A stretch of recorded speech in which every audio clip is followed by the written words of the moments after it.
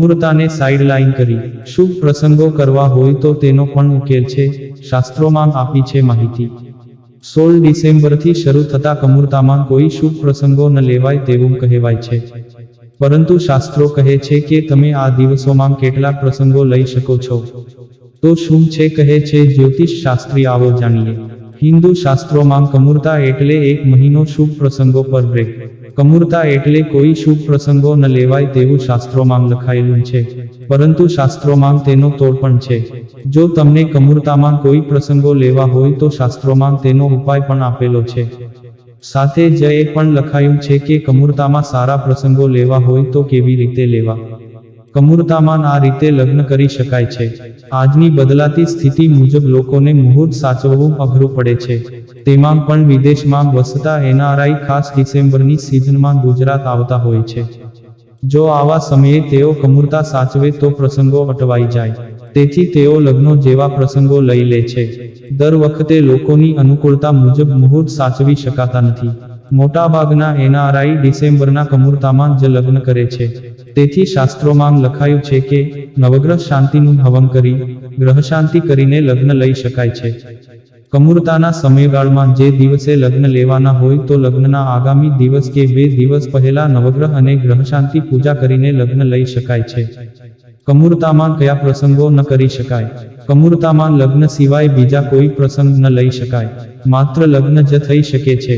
કમૂરતાના દિવસોમાં ઘરનું વાસ્તુ અને જનોઈના પ્રસંગો પણ ન થઈ શકે। આ દિવસોમાં માત્ર સગાઈ અને લગ્ન જ થઈ શકે। કમૂરતામાં નવા ઘરમાં કુંભ ન મુકાય, કળશ પણ ન મૂકી શકાય, ન તો નવી ઓફિસનું ઓપનિંગ કરી શકાય, માત્ર સગાઈ અને લગ્ન કરી શકાય છે। ક્યારથી લાગે છે કમૂરતા? 16 ડિસેમ્બરના રોજ સૂર્યદેવ સાંજે 3:58 પર વૃશ્ચિક રાશિમાંથી નીકળી ધન રાશિમાં પ્રવેશ કરશે। આ દિવસથી ખરમાસ લાગી જશે। આ રાશિમાં સૂર્યદેવ 30 દિવસ સુધી રહેશે। ત્યારબાદ સૂર્ય ધનમાંથી નીકળી મકર રાશિમાં પ્રવેશ કરશે। આ દિવસથી ફરી શુભ કાર્ય શરૂ થઈ જશે। કમૂરતા એટલે શું? જ્યોતિષની માનીએ તો સૂર્યદેવ એક રાશિમાં 30 દિવસ સુધી રહે છે।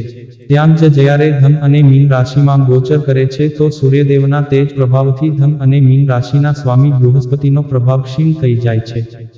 એને લઈ 1 મહિના સુધી ખરમાસ લાગે છે, જેને કમૂરતા પણ કહેવાય છે। આ દરમિયાન શુભ કાર્ય કરવાની મનાઈ હોય છે। સરળ શબ્દમાં કહીએ તો લગ્ન, વિદાય, ઉપનયન, મુંડન વગેરે જેવા શુભ કાર્ય આ દરમિયાન નહીં કરી શકાય। કમૂરતામાં કયા કાર્ય કરી શકાય? કમૂરતામાં પ્રેમ વિવાહ કરવાના હોય તો તે નિશ્ચિત થઈને લગ્ન કરવા જોઈએ। જો તમારી કુંડળીમાં ધન રાશિમાં ગુરુ હોય તો તેવા જાતકોને આ સમયગાળામાં સારા કાર્યો કરી શકાય છે। કમૂરતામાં જાતકર્મ અને શ્રાદ્ધ જેવા કાર્ય કરવા જોઈએ। નોંધ: આ વિડીયોમાં આપવામાં આવેલી તમામ માહિતી વિવિધ જ્યોતિષીઓ, પંચાંગો, ઉપદેશો, ધાર્મિક માન્યતાઓ, શાસ્ત્રોના વિવિધ સ્ત્રોતોમાંથી સંકલિત કરવામાં આવી છે અને તમને પ્રસારિત કરવામાં આવી છે। અમારો હેતુ માત્ર માહિતી પૂરી પાડવાનો છે।